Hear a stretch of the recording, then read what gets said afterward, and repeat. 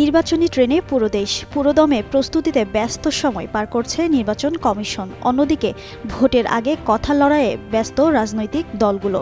নির্বাচন পদ্ধতি বিচার সংস্কার ইস্যুতে এখনও একমত হতে পারেননি রাজনৈতিক দলগুলোর নেতারা। মুখোমুখি অবস্থানে রয়েছে বাংলাদেশ জামায়াতে ইসলামী, বিএনপি ও এনসিপি।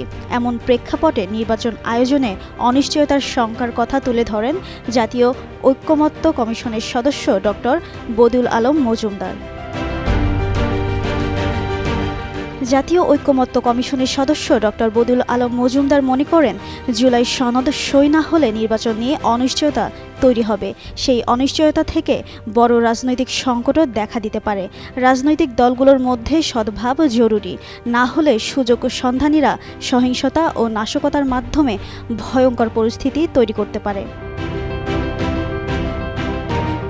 সুষ্ঠু নির্বাচন শুধু ইসির দায়িত্ব নয়, সরকার, প্রশাসন ও গণমাধ্যমের নিরপেক্ষ ভূমিকাও এক্ষেত্রে সমান গুরুত্বপূর্ণ বলে মনে করেন বদিউল আলম মজুমদার।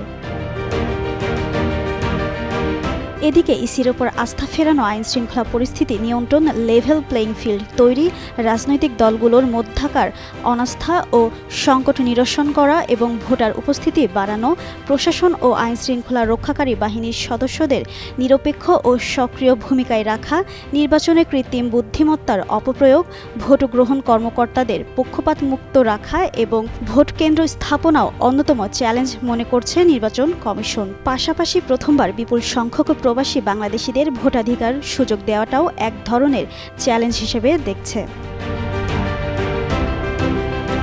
জিনাত আরা ঋতু, যুগান্তর নিউজ।